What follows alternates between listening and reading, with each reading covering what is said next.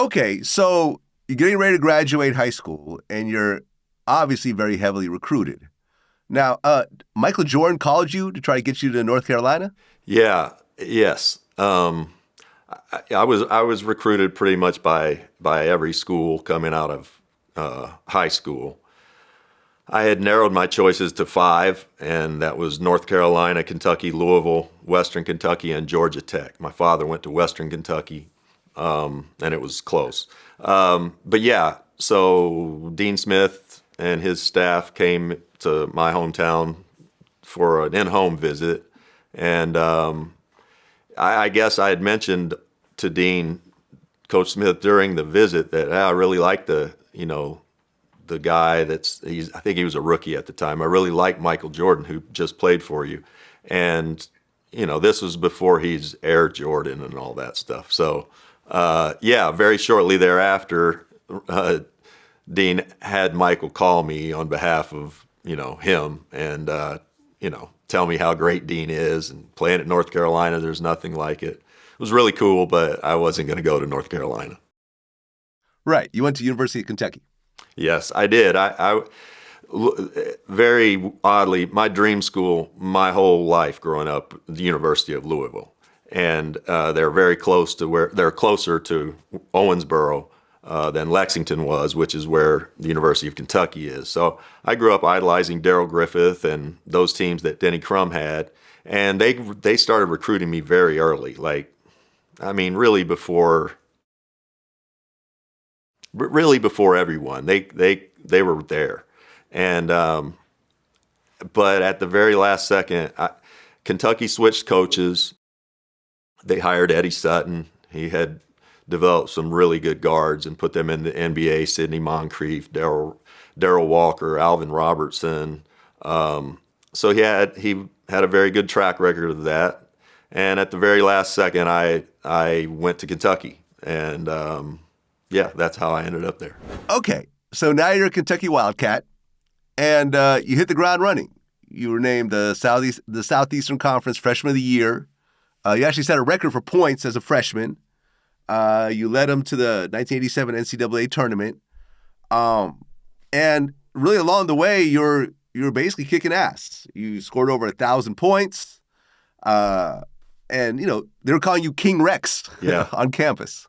Yeah, my dad, my father had me I think probably perfectly wired to go to college, and have success there, because I knew how hard he coached his teams and how hard he got on his players, and I knew that would be what it was like in college. When I left for college, he looked at me and said, "I hope they don't redshirt you," because I only weighed like 165 pounds. And I kind of thought the same. We've got 8 or 9 McDonald's All-Americans on the team at Kentucky already who are older, bigger, stronger, and really good players. So I was prepared to go in there, and I was hoping to go in and maybe play 15, 20 minutes a game as a freshman, sophomore, and hopefully start by the time I'm a junior. But we started practice, and I struggled through the preseason, conditioning, all of that. When we started practice, I had a real advantage of knowing how to play. Okay, so during the time in Kentucky, you, who's white, had a black girlfriend. Yes. And I remember I had my first relationship was with a black girl as well. Around that time. We're a similar age. But I was in California, and you were in Kentucky. Yeah. So there's a different kind of situation going on with these two places. Yes. For me, I remember it was still a little weird for us back then. People would stare and stuff like that. But Kentucky is the Bible Belt, and it's a whole different kind of situation. So what would happen when you and your black girlfriend walk around on campus together? Yeah, so Sean Higgs is her name, and Sean and I we knew each other from the time we were, early teenagers.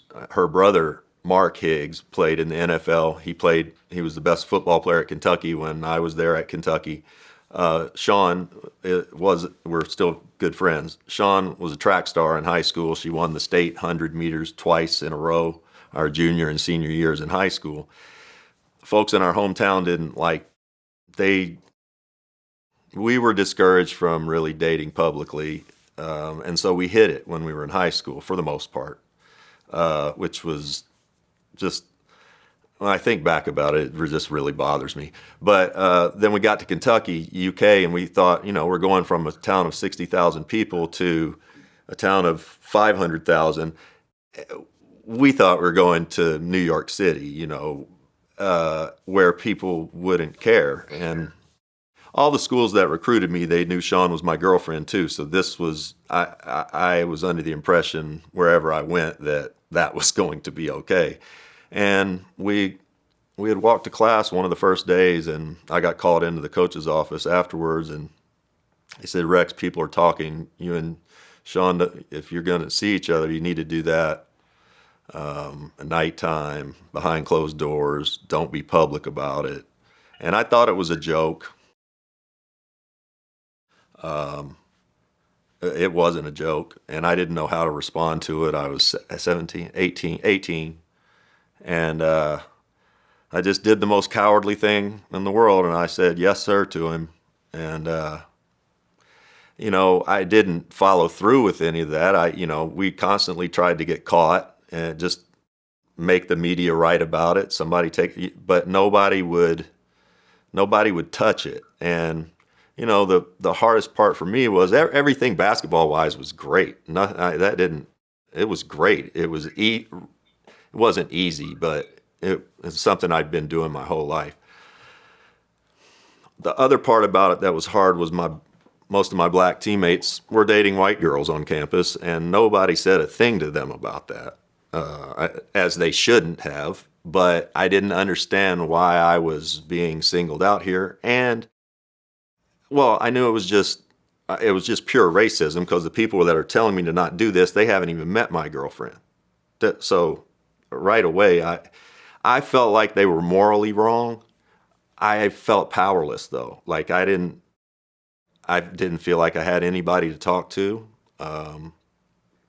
and I felt lost in everywhere except I could control what was on the basketball court, but I really was upset, sad, angry, all of it off the court.